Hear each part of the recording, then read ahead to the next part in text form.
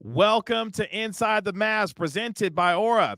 My name is Kevin Gray, Mavericks pre- and post-game host on the Dallas Mavericks radio network. Appreciate you joining me here for the latest episode of Inside the Mavs on Kevin Gray Sports here on YouTube. Make sure you download and subscribe to the Inside the Mavs podcast, wherever you get your podcasts for free. Give it a 5-star rating and write a review for it while you're there. And if you're watching this on my YouTube channel at Kevin Gray Sports, make sure you like and comment on the video as well, and subscribe to Kevin Gray Sports on YouTube. And you can do the same with Inside the Mavs. Search Inside the Mavs on YouTube and subscribe there as well. As the Mavericks clinch their best-of-7 series over the Los Angeles Clippers 4-2 with the 114-101 win at home at the American Airlines Center, as the Dallas Mavericks see Kyrie Irving star as the closer in the second half. He scores 28 of his 30 points in the second half for the Mavericks as they go on to win by 13 points. Luka Doncic finishing the game with 28 points, 13 assists, and 7 rebounds. Didn't shoot the ball great from three, but at the same time, that's been a hallmark of the series for him. But it didn't matter as he got some serious help from his teammates, namely in P.J. Washington, who was sensational from the three-point line. As you look at his numbers, he went 4 of 8 from downtown, shooting 50% from the three-point line with 14 points in the game as well. Daniel Gafford was a plus 17 with his 13 points that he had, along with his 6 rebounds. The Mavericks had 18 offensive rebounds, 9 of which coming combined between Derek Lively II and Daniel Gafford. The defense was the story once again for the Mavericks, especially in the second quarter, where they held the Clippers to just 18 points. The Mavericks held the Clippers in this series to under 100 points 3 times in this series. The Clippers were without Kawhi Leonard once again, who was out with his knee injury. Tim Hardaway Jr. missed the game with his ankle injury. The Clippers tried to throw in a little bit of a wrinkle by starting P.J. Tucker, not to really be much of effect, though, for the Clippers, who were trying everything, and even at one point having a micro ball small lineup with Paul George at the 5 that only lasted about a minute. But for the Mavericks, though, a huge series win for them as they now advance to take on Shai Gilgeous-Alexander and the Oklahoma City Thunder in the Western Conference semifinals. That game will begin on Tuesday. That series, I should say, will begin on Tuesday with Game 1 in Oklahoma City with tip-off at 8:30 p.m. I'll have the pregame show beginning at 8 o'clock on the Dallas Mavericks radio network. But this series was about the Mavericks finally overcoming the bugaboo that was the Los Angeles Clippers. The Clippers and the Mavericks meeting for the 3rd time in the last 5 postseasons. Luka Doncic, I tweeted it out a little bit earlier in the day on Friday at Kevin Gray Sports that what the Clippers were to Luka Doncic, you could equate what the Pistons were to Michael Jordan, what the Pistons were in terms of Isaiah Thomas and the Boston Celtics. At some point, Luka Doncic was going to have to clear this hurdle in order to advance in the playoffs, because you remember even just a couple of years ago when they went to the Western Conference Finals, they took out the Utah Jazz and then, of course, the Phoenix Suns in 7 games before losing ultimately to the Golden State Warriors. But now this group, and you heard Luka Doncic talk about it throughout the course of the series, especially as the series went on, it's all about the present. And the present is that this Mavericks defense was stifling. It was fantastic. It was long. It was athletic. They were able to dominate in terms of the offensive rebounding department, but it was the supporting cast that was able to come through once again, much like how we saw in Game 5, where they beat down the Clippers by 30 with that 123-93 beatdown in Tinseltown, as I like to call it. And then on Game 6 on Friday night, being able to utilize that defense as they were able to do, forcing what was 10 turnovers, scoring 17 points off of those, forcing 11 turnovers, scoring 17 points off of those turnovers. They were able to get out in the fast break with 15 fast break points. The Mavericks did what they had to do once again to be able to take out the Clippers. And you look at the numbers that they did on James Harden and Paul George, where I said coming into not just game number 6, but also into Game 5 as well, which they did a terrific job on both of them, where in Game 5 they held James Harden and also Paul George to just 6 of 25 from the field for 22 points. They did a great job again on Paul George and James Harden again, where the Paul George went 6 of 18 from the field for 18 points. James Harden, 5 of 16. So we're talking about a combined 11 of 34 from the field from both James Harden and Paul George. And the Mavericks were able to really contain them and bottle them up in what they had to do in order to continue to control them on the offensive end. In fact, Norman Powell led the Clippers with the 20 points that he had in Game 6. From Scott Cloud here in our YouTube chat room, Tuesday, good, need the extra days. Yeah, talking about the fact that the Mavericks will be off until Tuesday when they play Game 1 against the Oklahoma City Thunder, and they will not have to travel back to Los Angeles for a game number 7. But as we look at the game itself for the Dallas Mavericks, going through this game and looking at some of the key moments and some of the key players that were allowing this Mavericks team to be able to get another win, the Mavericks, of course, were able to push their lead to 10 at 18-8 with just under 6 minutes left in that first quarter. What I thought was huge in Game 6 was P.J. Washington getting off to a good offensive start from the three-point line. We know that the Mavericks have been the best corner three-point shooting team in the league this year, and when P.J. Washington has been able to knock down shots from the outside, because, again, what we talked about in this series was the fact that the Mavericks shooters would have to keep the Clippers defense honest, command respect from this Clippers defense by knocking down outside shots, and they were able to do that in the first quarter, particularly with P.J. Washington, as he was able to get things going offensively for the Mavericks, especially from downtown. Now, the Clippers, they went on a 10-0 run after the Mavericks had got up by 10 at 20-10 with 4:45 left in that first quarter. Clippers were able to get back into the game. They tied the game at 10. But again, in a game of runs where at times the pace has been slowed down a little bit because of the amount of foul calls, you saw a little bit of that. Actually, you saw a lot of bit of that in Game 6 where the whistle was coming early and often from these officials. The Mavericks were able to use a 14-6 run in the final 3 minutes of that first quarter to take what would be a 34-26 lead. Luka Doncic setting the tone offensively as Kyrie Irving got off to a slow start in this game. More on that in a little bit. But Luka Doncic finishing that first quarter with 14 points. Paul George got off to a good start for the Clippers. He had 10 points in that first quarter. But one of the other things that was huge in that first period, not only P.J. Washington getting off to a great start offensively, knocking down shots on the outside, but the Mavericks setting the tone in terms of how they were going to work on the glass in Game 6. They had 10 offensive rebounds in the first quarter alone that led to 12 second chance points for the Mavericks. And you look at what Daniel Gafford and Derek Lively II in the activity that they showed on the offensive glass. We mentioned it just a little bit ago with them having 9 of the 18 offensive rebounds between the two of them.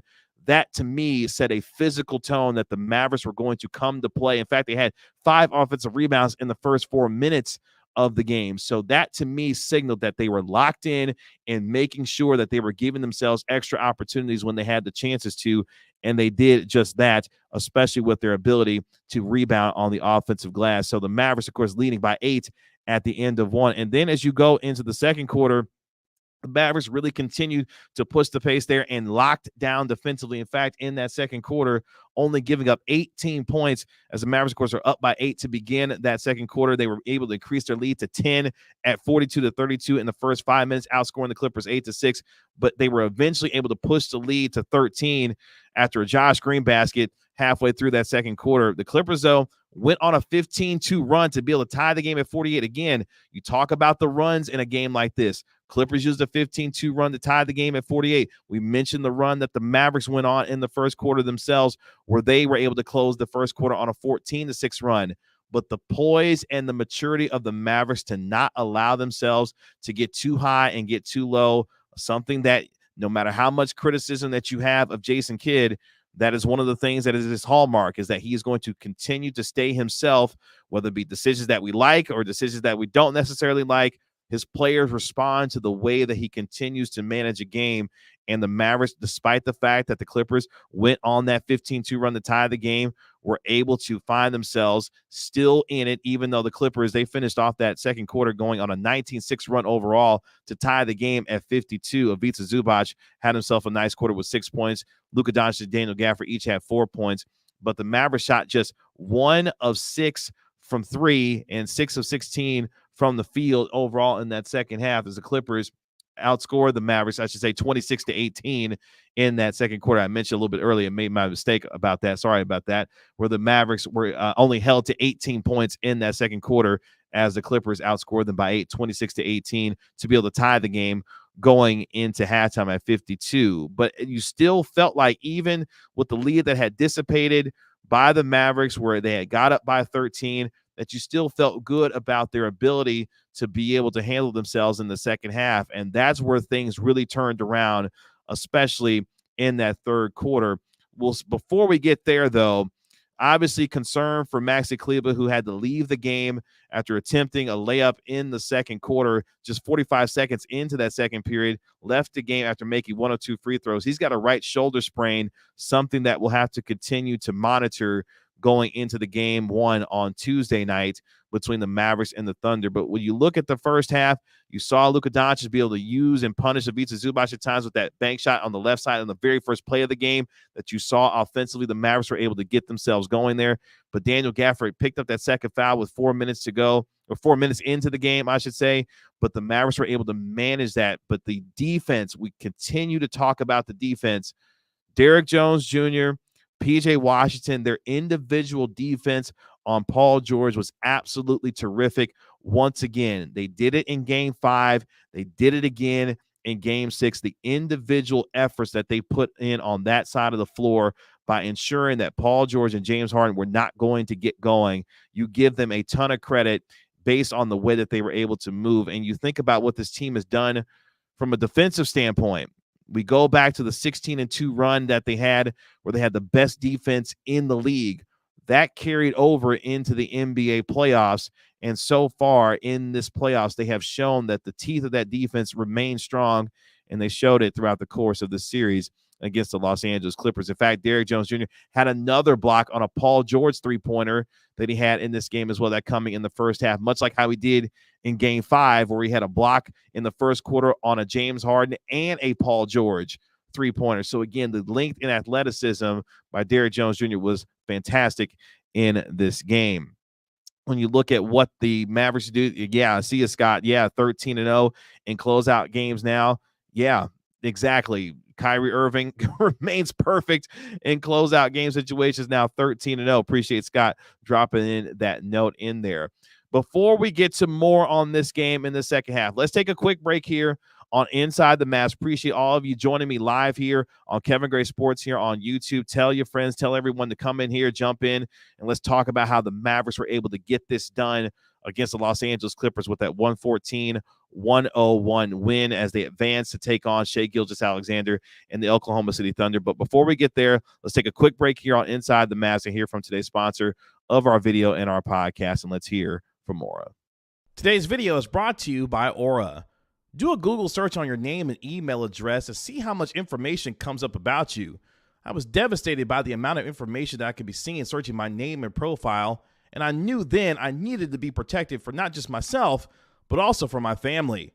Data brokers sell your information to scammers, spammers, and anyone else who may want to target you. Your full name, email, home address, health records, your relatives, it's all out there.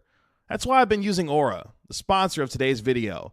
Aura shows me which data brokers are selling my information and automatically submits opt-out requests for me. Cleaning up my information not only helps reduce the amount of spam I get, but it protects me from hackers who could use this information to help them access my social media accounts, bank accounts, and other sensitive information. Aura also does so much more to protect me and my family from online threats that I can't see. It's really easy to set up, so I don't have to download several different apps to get things like antivirus, VPN, password management, parental controls, identity theft insurance, and more. I get everything at one affordable price. You may already have one of these tools already, but not having Aura is like locking the front door and leaving the back door wide open. Aura is always on, doing the hard work to protect me and my family so I can focus on other tasks with peace of mind. I value my privacy and I value yours. You can go to aura.com/Kevin Gray to start your 2-week free trial. Please see the link in the description. Back here on Inside the Mavs. Thank you for hanging out with me through that quick break and our sponsor for today's video and our podcast, in Aura as the Mavericks get a win 114-101 to clinch their best of 7 series over the Los Angeles Clippers 4-2.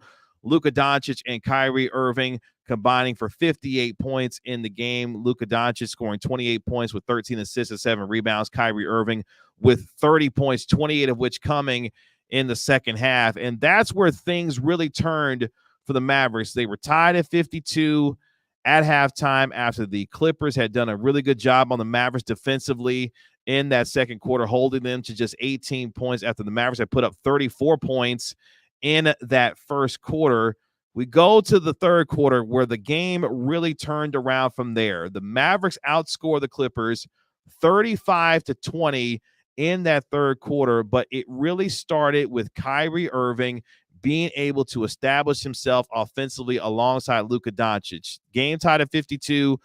The Mavericks go on an 8-0 blitz in the first 2 minutes of that third quarter. You look at how they got there. Luka Doncic hitting his first three-pointer of the game that had the Mavericks up by 5 at 57-52. Then Kyrie Irving pushes the lead to 8 with a three-pointer of his own on the right wing in transition. That had them up 60-52 with just 2 minutes into that third quarter, and the Clippers did not know what hit them because the Mavericks came out with the type of offensive force led by Kyrie Irving, who, look, one of the things when we look back on this series, not only was it the defense that the Mavericks played, not only was it the fact that the Mavericks were able to overcome some bad three-point shooting throughout the course of this series, but Luka Doncic watching Kyrie Irving get off to slow starts in this series as well. But Kyrie Irving being able to play the role of closer the way that he did once again in the second half of game number 6 really was able to help the Mavericks continue to push forward offensively. In fact,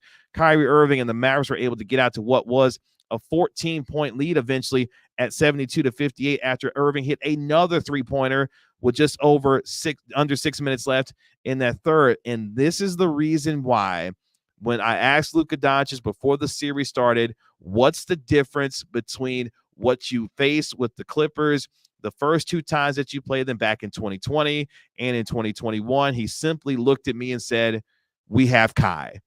And that's exactly what the difference in this series was in a lot of ways. You go all the way back. Let's take it all the way back when the Mavericks, of course, in game 4 were down by 31 points. They were down with 5:43 left in that second quarter, down by 31, 55-24. Who led the charge in that comeback? It was Kyrie Irving. You say, Kevin, the Mavericks didn't win that game. The Clippers were able to outscore the Mavericks 12-6 in those final 2 minutes. But who was the one that got them the lead to give them a chance to win with just over 2 minutes left in game 4? It was Kyrie Irving leading the second half charge offensively.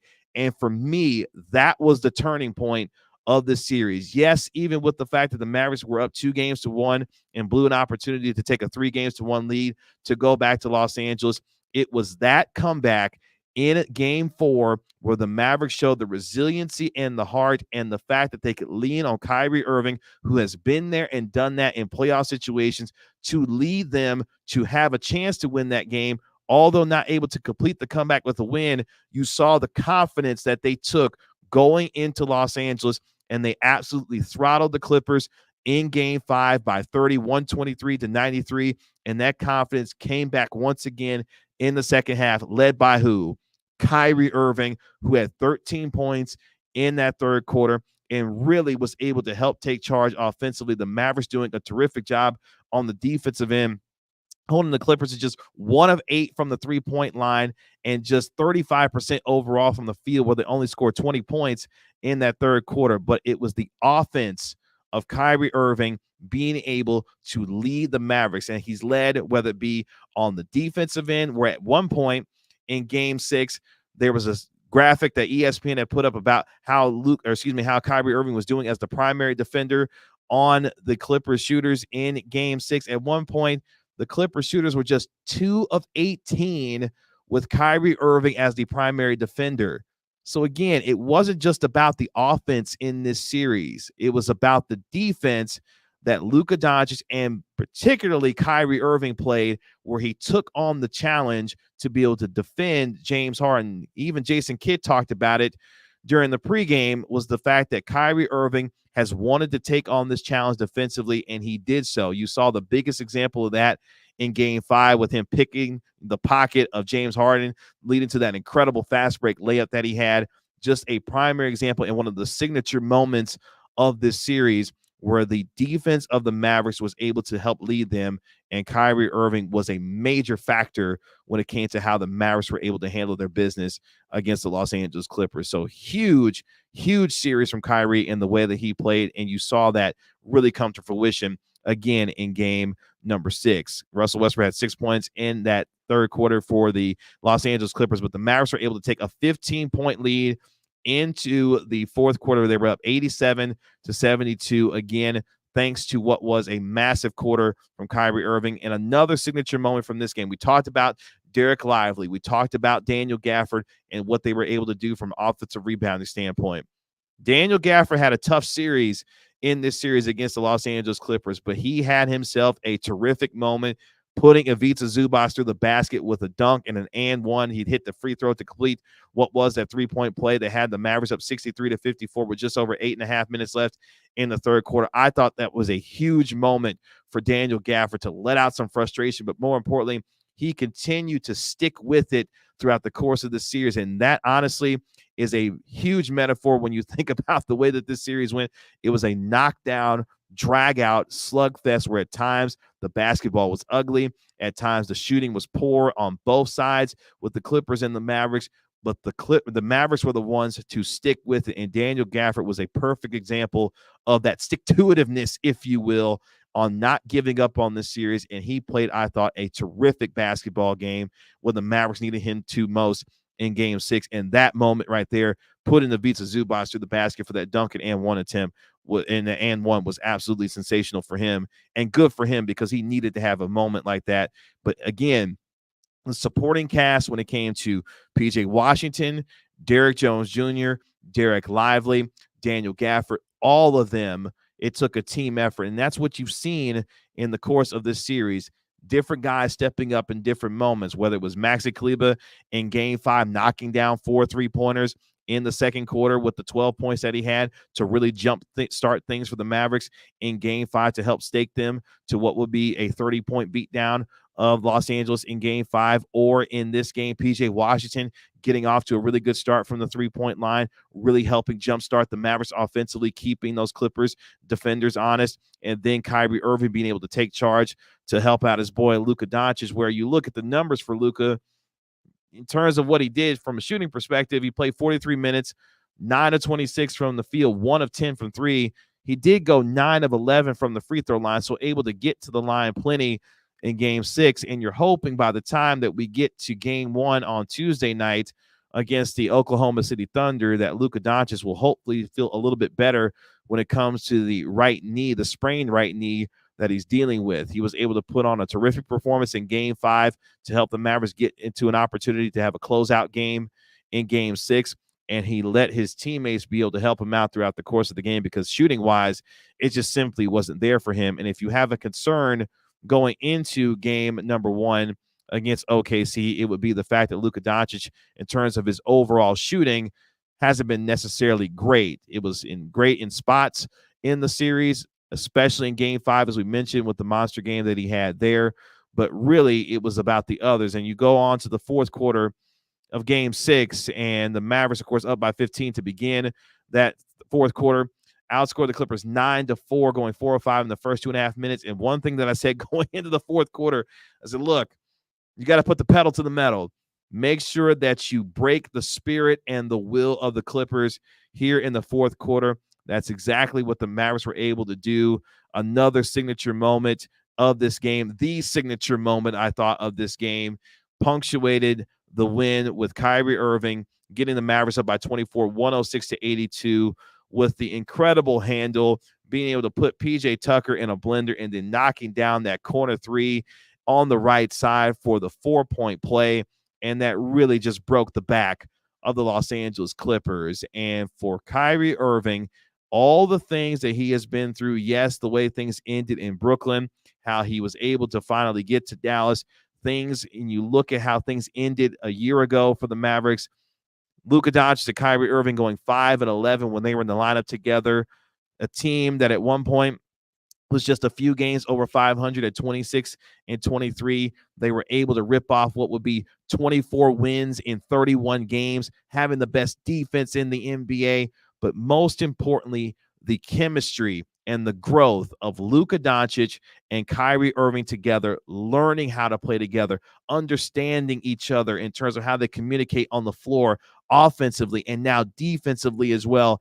And then in this series, watching Kyrie Irving take over when he had to, that moment that he had knocking down that three-pointer over PJ Tucker was absolutely sensational and put yet another exclamation mark on what was a fantastic series for this Mavericks team, who overcome the hurdle finally of taking out the Los Angeles Clippers in a playoff situation. And as we start, look, we'll have more shows as we start to get ready for the series on Tuesday. But one thing I have to say about this series and looking forward to that series, the confidence now that the Dallas Mavericks have going into this series with the Oklahoma City Thunder should be at an all-time high. And even when you think about the games that the Mavericks had against the Oklahoma City Thunder this season, they had that ridiculous 30-point comeback where they ultimately fell, in the fourth quarter after having that huge, massive comeback at the American Airlines Center.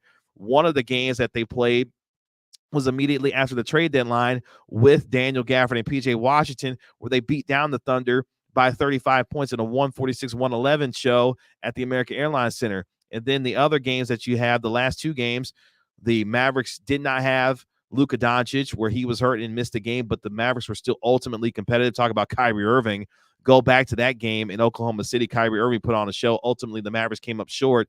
And then, of course, in the final game didn't mean a damn thing because, of course, the Clippers and the Mavericks were locked into the 4 and 5 seed, and the Oklahoma City Thunder were trying to get the number 1 seed, and the Mavericks didn't play anyone of significance in that game. So when you look at that series, it's extremely evenly matched up in my mind. We'll have more on that throughout the course of the weekends. We get you ready for game 1 on Tuesday. But I say all that to say is the Mavericks should feel good about the confidence that they have getting ready to take on the Thunder, especially now taking out, yes, a Clippers team that didn't have Kawhi Leonard, but at the same time, they beat down Paul George. They took out James Harden. They were able to guard from the three-point line, which was a massive key coming into this series that they had to do. The Clippers were a team that shot 38% from the three-point line during the NBA season. That was 6th in the league, and the Mavericks were able to do a terrific job guarding the three-point line. In fact, they shot 26% from three to the Clippers in Game 5.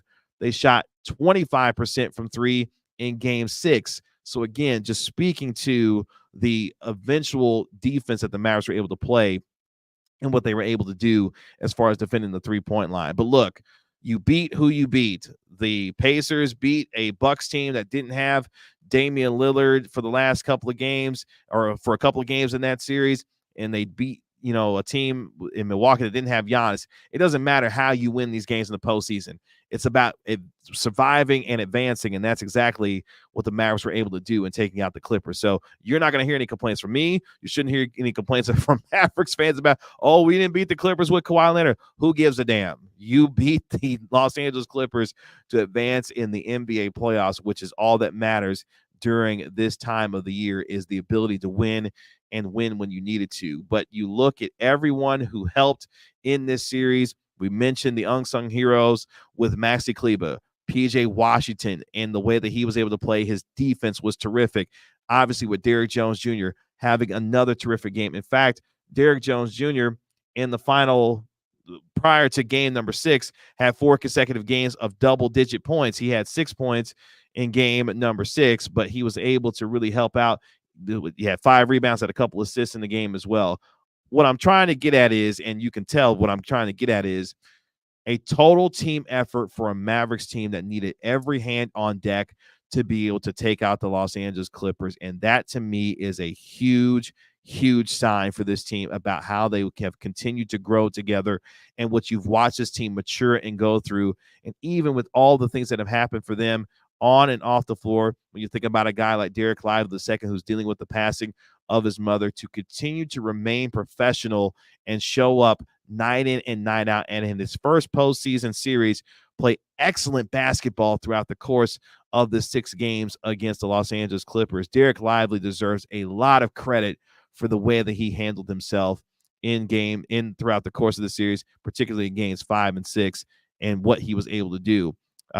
Hopefully Maxey will be fine by the time we get to the game against Oklahoma City on Tuesday night. As we mentioned a little bit earlier, he's got a sprained right shoulder that he was dealing with that he suffered during the second quarter. Just a few seconds, about 30 seconds in to the second quarter, he was able to hit 1 or 2 free throws before ultimately leading the game and not coming back for the Mavericks. But he's going to be needed to be able to stretch the floor from the three-point line, because one of the things, again, that we'll talk about as we get ready for the series against the Oklahoma City Thunder is the fact that they're a deep team. Shai Gilgeous-Alexander, obviously an NBA MVP candidate. Chet Holmgren, one of the best young centers in the league.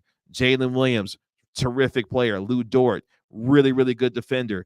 They've got a ton of talent on this team, and they go deep in what they're able to do, and the Mavericks will have to combat that. They'll need all hands on deck once again to deal with a young but very talented and very deep Oklahoma City Thunder team that boasts the NBA's Coach of the Year in Mark Daigneault. So they will be ready and be well rested by the time they get ready to play the Mavericks on Tuesday night.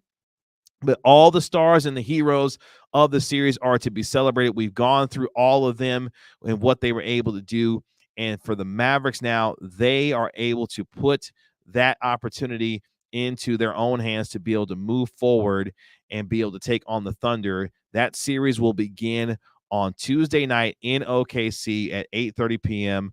on the Dallas Mavericks Radio Network. Just like we did with this series, we'll have recaps of every single game, win or lose. But most importantly, the Mavericks do something that they haven't done since they won the NBA championship back in 2011, and which was clinch a playoff series at home. The last time they did that was back on May 25th, 2011, where they took out the Oklahoma City Thunder, ironically, in 5 games to win the Western Conference and be able to advance on to the NBA Finals, of course. And you know what happened in 2011. So history able to repeat itself by taking out the Los Angeles Clippers. The Mavericks advancing to the second round of the Western Conference playoffs for the second time in the last 3 years. And for all of you who feel like Jason Kidd has had times and moments where he should not be the coach of this team, he's done the job once again, getting this team into the second round of the NBA playoffs. We've heard reports that Jason Kidd will be looking potentially for a contract extension at the end of this year. You might as well seal that pretty good with what he's been able to do with this team during the second half of the year, then backing it up now with the series win over the Los Angeles Clippers, and now having a chance to take on the Oklahoma City Thunder. Yeah, Jason Kidd, you give him credit. He was much maligned for what he said after James Harden in Game 4 hit them with floaters to death to be able to win that Game 4 after they had that 31-point comeback. Saying, look, I'm going to live with it.